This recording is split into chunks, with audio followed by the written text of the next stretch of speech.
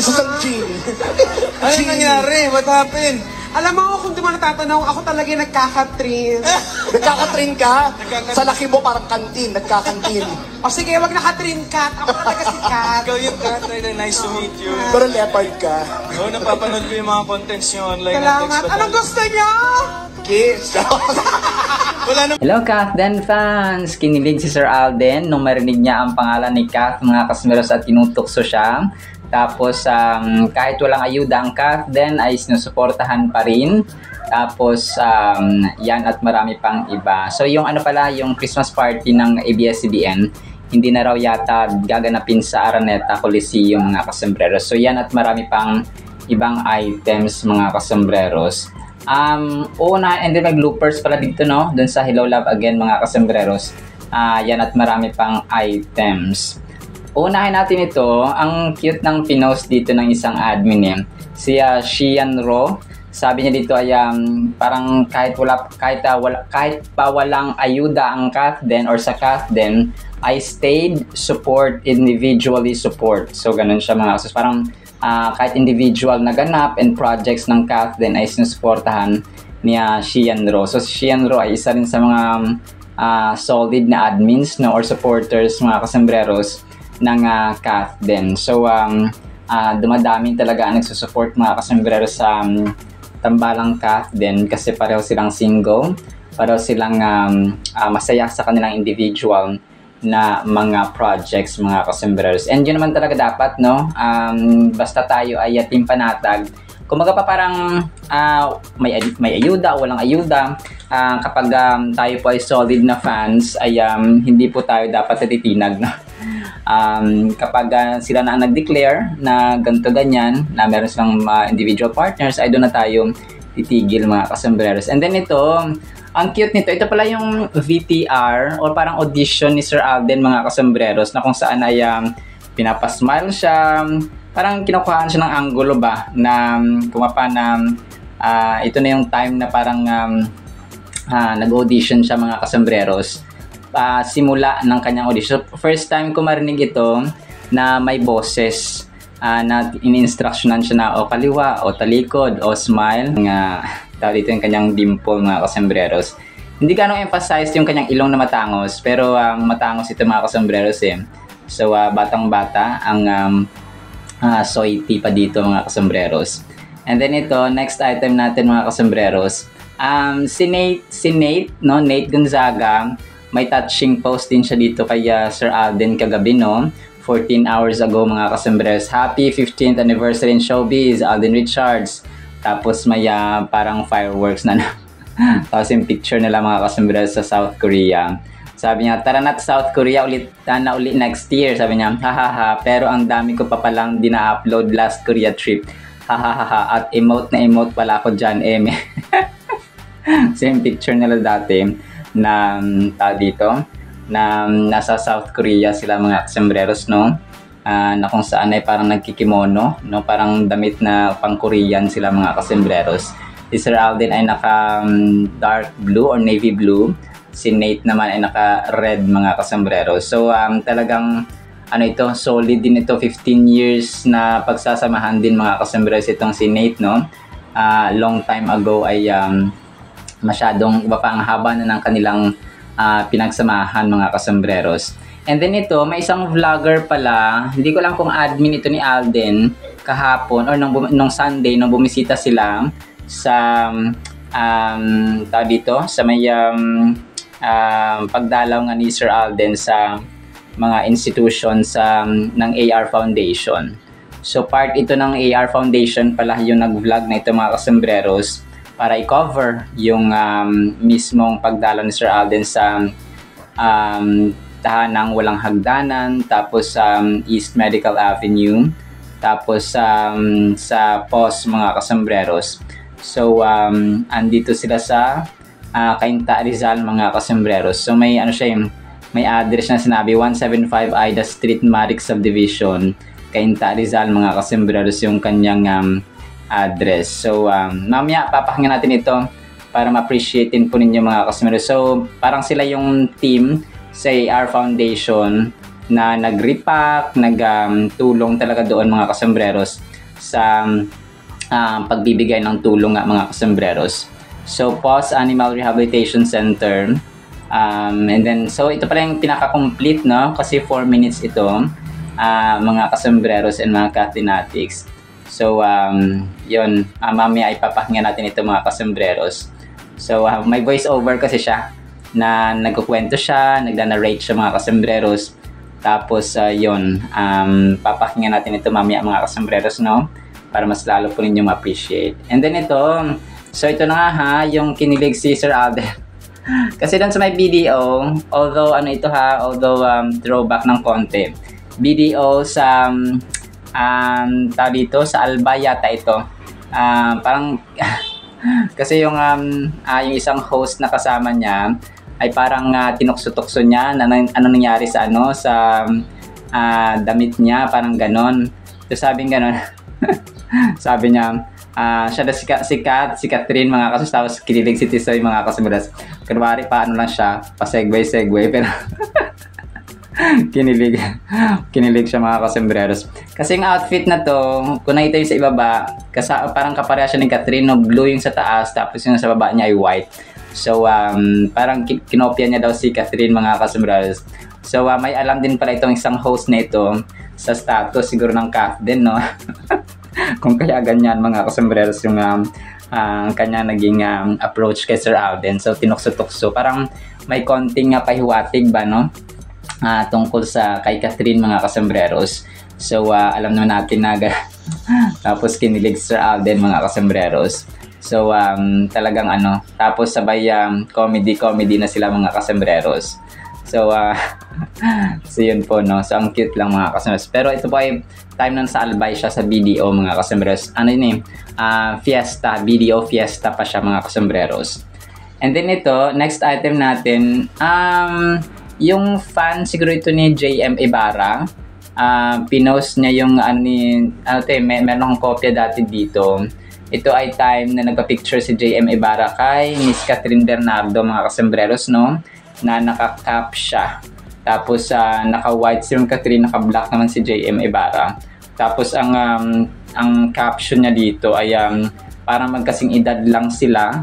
Tapos bagay ba silang magka-love team?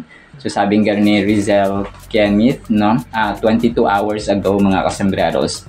So para mag-ati lang sila mga kasus, pero yung itsura ay parang magkaedad lang daw mga kasembreros, no? So fan lang si JM of course ni Catherine mga kasembreros, kasi sino ba naman ang hindi mapapa-fan mga kasembreros, kaya phenomenal box office cinema queen. Siguro lang, ate-ate pero love team, kasi may fiyang na si JM Ibarra, ay hindi sila pwede mga kasembreros, no? Na magka-love team. Lang, magkatrabaho siguro pwede, pero love team ay ibigay na natin yan kay phenomenal box office Taquilla King. Kasi ang phenomenal box office Taquilla Queen ay bagay lamang sa phenomenal box office Taquilla King mga kasembreros. So ganon. And then ito, 10 hours ago, ang Myriad po ay nag-post, no, nung kanilang pa-teaser, parang compilation ni Sir Alden from the time na he began his showbiz career, tapos sa present mga kasembreros. Tapos ang caption dito ng Myriad ay 15 years of Alden Richards. 15 years of heart, humility, and hope. We're so proud of you, no? Yung Myriad Entertainment Corporation na kumpanya ni CEO, Chief Executive Officer Alden Richards mga kasembreros. And then ito, so nag-confirm yung cupcakes na hindi na pala 12 hours ago nag-post sila, ay parang kinonfirm nila na hindi sa Araneta yung venue ng Christmas party ng ABS-CBN, na kung saan inaabangan niya natin ang pasabog ni Ma'am Catherine mga kasembreros, no? Parang in-inform daw yung Kind Calf Negros Occidental. Ito nga yung isa sa mga solid na fandoms ni Ma'am Catherine. Sabi niya dito ay, hello Cupcakes, we know that ABS-CBN Christmas special is usually held at the Araneta Coliseum, and because of that we prepared so many things early on, plans, props, and ideas made with so much effort and excitement. Grabe, no? Grabing effort talaga ng mga fandoms mga customers. But on December 5, 2025, we were informed that the event will no longer be held there. While the change was surprising, we want to assure you that nothing we prepared will be wasted. Everything we worked on will be carried over and used next year. So next year na naman sila mga customers, no, in future events and in future events for Catherine. We also want to share something meaningful. The amount we raised from our matching challenge was able to help the typhoon victims in Negros. Because of your kindness, we were able to extend support where it was truly needed. Although we will not be physically present because of the limited slots allotted for the event, let us all continue supporting Catherine in our meaningful ways. This reason, may we embody and spread the message of love, joy, and hope to the people around us. So thank you, Cath Cakes, for your unwavering support. So yun siya mga kasembreros. Nakakahanga, no? Kasi grabe talaga yung effort ng mga solid na mga fandoms, mga Sir Alden, ganun din, no? Nakita natin yung effort ng mga Aldenatics, no? Ganun din po yung mga Catherinatics, mga kasembreros, or Catherinholics. So, Cath Cakes, mga kasembreros yung iba.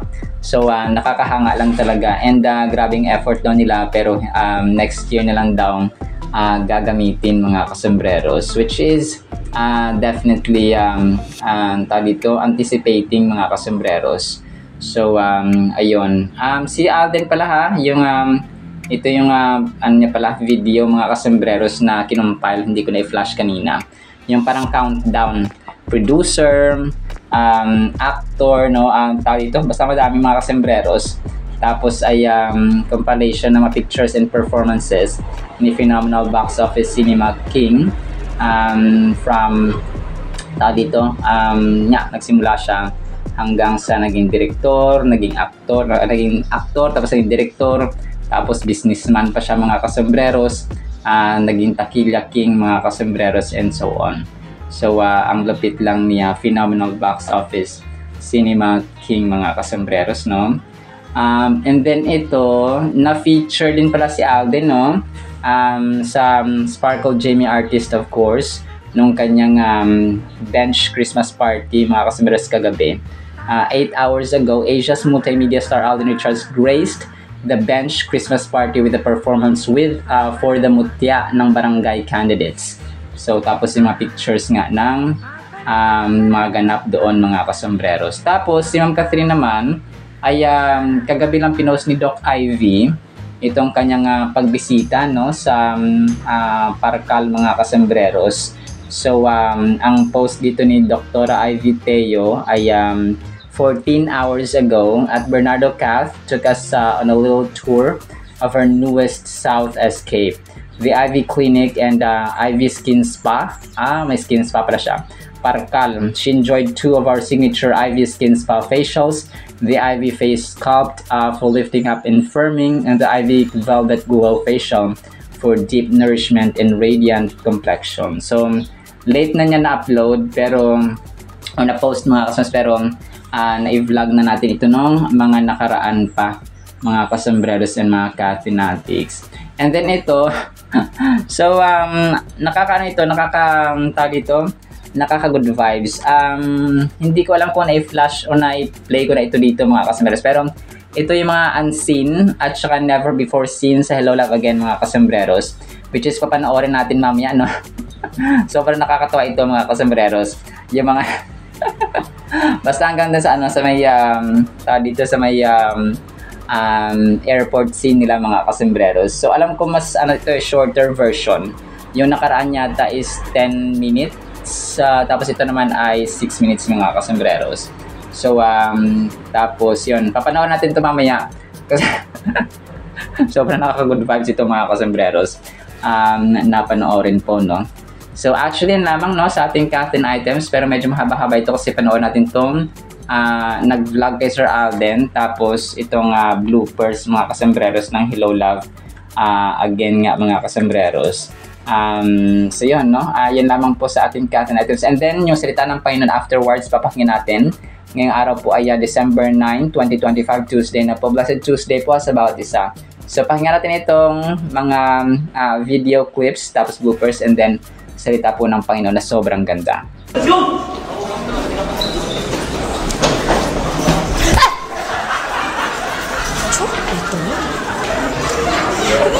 Nagulat ako.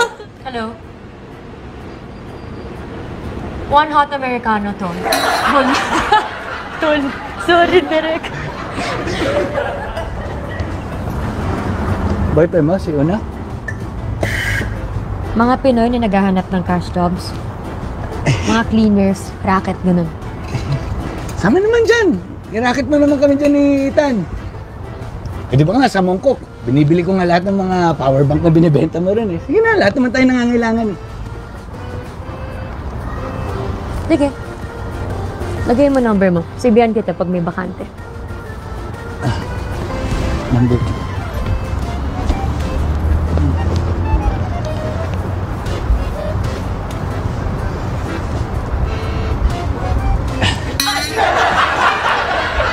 Mali kasi, Derek. Hindi ko pala. Binlock ko nga pala Sa Facebook.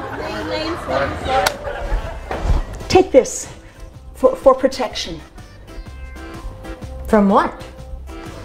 You'll see. Okay. Thank you. Beautiful as always. I'll see you tomorrow. Bye, Marie. Nagbabay ako sa sarili ko. Oy, tandaan mo, kung wari-warian lang to. Bakit? Kanya-kanyarihan lang ng... Sorry, Direk. Yung line. Yung line. Hello. Hello. Wow. Ano ba yan? Parang di naman mag-jowa. Oo nga. Again! Take 2, action! Hello. Hello. Ayan! Medyo naihiya ko sa kiling ko. Ay, napulit lang pala yung catheter ko.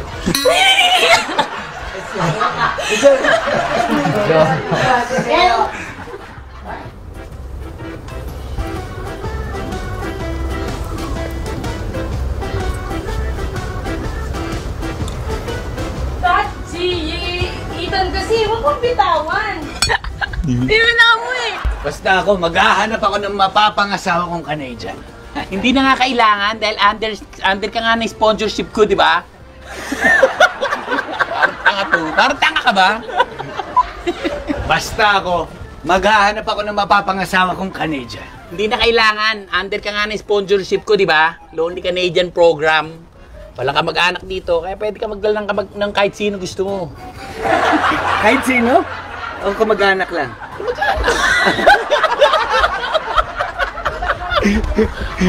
Basta ako, maghahanap ako ng mapapangasawa kong Canadian. Hindi na kailangan. Under ka nga ng sponsorship ko, di ba? Lonely Canadian Program. Oh, tapos? Wala ka mag-anak dito, kaya pwede ka magdala ng pamilya. Direk, sorry. Wala kang pamilya rito. Lonely Canadian, wala ka. Oo, dalawa lang doon talaga.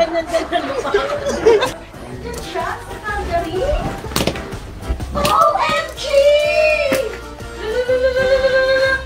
Bakit ito na nga ang part 2? Paano magkaka-part 2? Walang 2, 1, 3. Sorry? Shout out mga gym buddies! Living now, living later! Ethan, minara mo sa akin ha. May interest yun. Ako dito. At dun sa mga ano natin? Hirap pala. Buksan mo na. Shout out mga gym buddies! Living now, living later! Uy, Ethan, minara mo sa akin ha. May interest yun. Ako dito. Yung mga gustong mag-mine dito sa gwapo kong BFF, sorry guys, he's already taken. Oh. Hey! Gym buddies! Hey! Hey! Send lang kayo ng mga stars. Kung meron kayong moon, isend nyo rin. Para mabuo po na ang solar system. Sa wakas, nagtagpo na rin ang future ng dalawa. Yeah! Madidiligan na rin itong plan.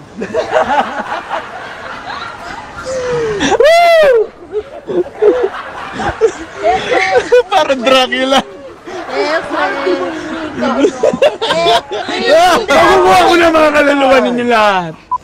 Sa wakas, nagtagpo rin ang future ng dalawa. Yay! Padidiligan na rin. Ito.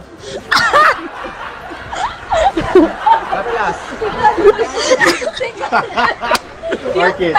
Dito, please. Bye! Bye-bye!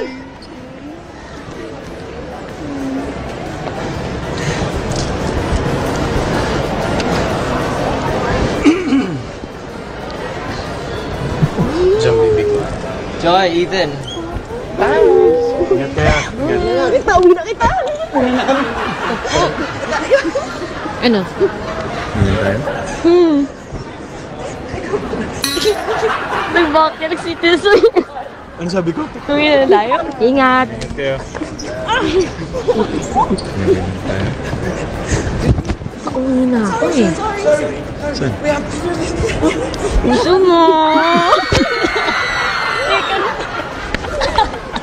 Kilig ka doon? Cheesy. Kilig ka. Ano?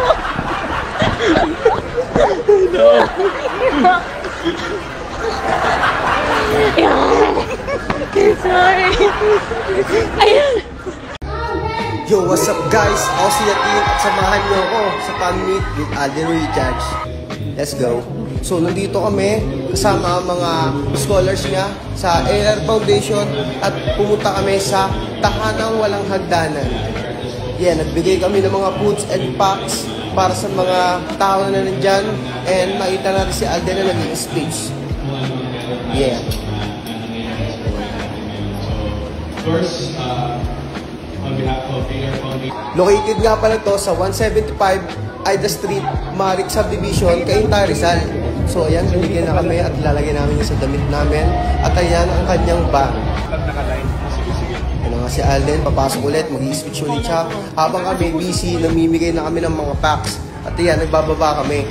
Pagkatapos niyan, pumunta naman kami sa van kasama ang mga cameraman upang mag-set up sa susunod na pupuntahan. Yeah. Yan. Guys na kami. O si Bugoy. Ay, hindi pala si Bugoy. Kala ko si Bugoy. Yeah. Pupunta na kami. Yan. Chilling lang. Biyahe-biyahe. And, andito na kami sa studio upang mag-repack ng mga goods na ipamimigay sa susunod nating pupuntahan. Yeah. Ayun o. Pagkatapos niya, nakapag-repack na kami. Almost 100 plus yan na ipamimigay namin ng mga foods sa pupuntahan natin. So ito na nga, nandito na nga tayo sa East Avenue Medical Center, Quezon City.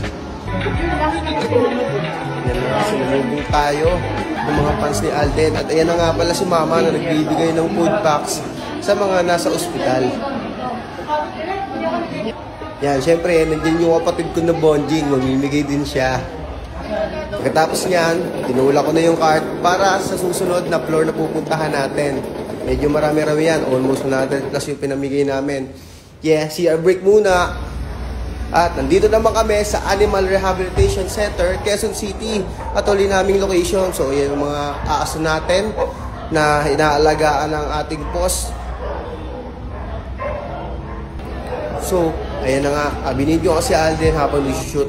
So, ayan na pati yung mga nirepack namin na ipamimigay din sa mga tao sa rehabilitation. So, ayan. Maraming packs din yan na ipamimigay natin mamaya. At meron ding mga freebies at kasama na mga pagkain ng mga animals natin. So, ayan, poster niya. Ayan. Ayan, may madaming pusa dito. Pwede kayo mag-adapt. Sobrang dami ng aso at pusa. So, nag-speech ulit siya. So, kinaarga na namin yung mga foods sa mga hayop natin. So, ayan, nag-speech siya dyan. Papalagaan siya ng mga advocacy niya tungkol sa mga hayop. Yun na nga. Itong aso, oh. Nice. Ayun na nga, nagpa-picture uli siya kasama yung mga aso. Yeah. At pagtapos niya, kumain na muna kami kasi nakakagutom talaga. Pero yun, saya. Binigyan ko na nga yung pusa natin niya kasi medyo nagutom. Siyempre, ako rin, kakain din ako. Yeah. Ito din. So, pagtapos niya, nag-ikot na nga tayo. Ayun, oh. Yung cute ng mga pusa. Meow, meow, meow, meow. Yun, oh. Ang cute. Yan, pwede kayo mag-adapt dito. Kesa naman bumili pa kayo. Dito lang kayo, mag-adapt kayo. Yan ang mga aso natin in-trade. Meron din pagong dito. Ang cute. Ayan na nga. At nag-iikot na nga kami. Ayan na yung mga aso natin. Tamang aw-aw yan sila. Ayan ang mga pusa natin. Ang dami yan. Sobra. Pwede kayong mag-adapt. Basta bumili kayo, mag-adapt na lang kayo sa kanila. Well nurtured sila dyan at talagang inaalagaan ng mga kasama natin sa post. At ito na nga, ang bagong negosyo ni Alden, The Hungry Pita. Try niya, masarap yan. At ayan na nga, pauwi na nga kami. Sorry, hindi ko na masyado na-videohan yung mga pangyayari, no? After niyan, kasi medyo balubat na ako. At nandiyan kami sa Binyan City. At tapos niyan, nakauwi na rin naman ako ng ayos. At hindi mawawala ang picture with Alden. Sensya ka na, hindi masyadong busy, hindi ako makapagpa-picture. At para po sa ating word of God, sobrang ganda po nito mga kasembreros. Ang title natin ay Isinilang Mula sa Kanya. 1 John chapter 2 verses 28 to 29. And now, little children, abide in Him. Kay Lord, no? That when He appears, Jesus Christ, we may have confidence and not be ashamed before at His coming. If you know that He is righteous, God, you know that everyone who practices righteousness is born of Him. So ito yun, no? Isinilang or ipinanganak mga kasembreros mula kay Lord Jesus or kay Lord mga kasembreros. So dito ay hinimay-himay ko actually yung 1 John chapter 2, no, or ang buong book ng 1 John mga kasembreros. So dito ay nag-remind siya Apostol Juan na dapat ay maging tayo, no, maging handa, maging dapat tayong manatili, mag-abide, no, mag-stay, mag-remain mga kasembreros sa ating pananampalataya sa Panginoon, so that kapag siya ay bumalik ay may confidence tayo. Meron tayong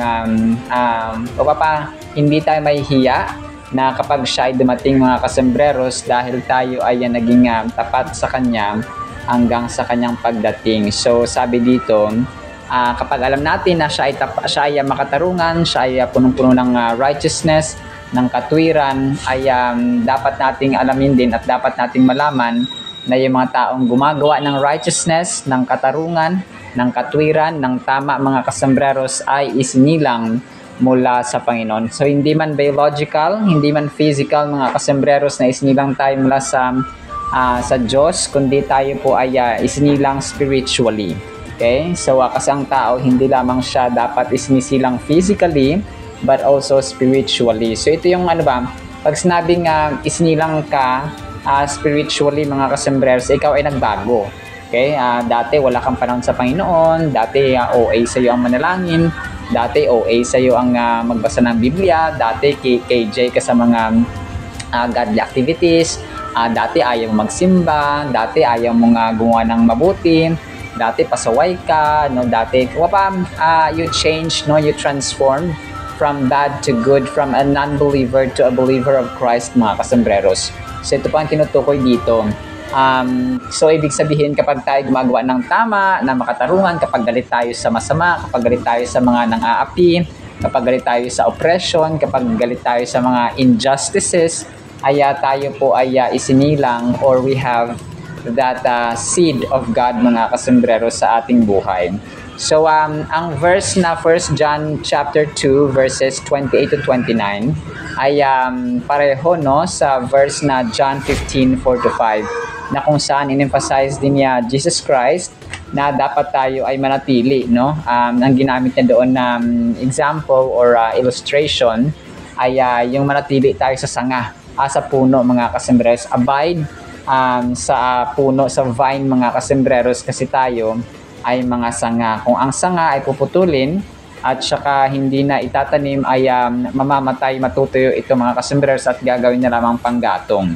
So ganun tayo, kapag tayo ay hindi tayo mamunga, hindi tayo nakikitaan ng karakter na maka-Kristo, karakter na maka-Diyos mga kasembreros, ay useless, no? At saka tayo po ay hindi ituturing na mga anak ng Diyos mga kasembreros. So yun, no? Sa John chapter 10 verses 4-5, actually ito yung pinakaunang ni John, no, book niya sa gospel. Abide in me and I in you, Jesus Christ speaking. You cannot bear fruit unless you abide in me, kay Jesus Christ, just as the branch cannot bear fruit by itself unless it abides in the vine. So this metaphor highlights the necessity of us or of a sustained dependent relationship with Christ spiritually or for spiritual vitality. The concept of abiding can seem countercultural in today's fast-paced world. We are often tempted to compartmentalize our faith, reserving it for Sundays or special occasions. So, ito yung sasabi dito.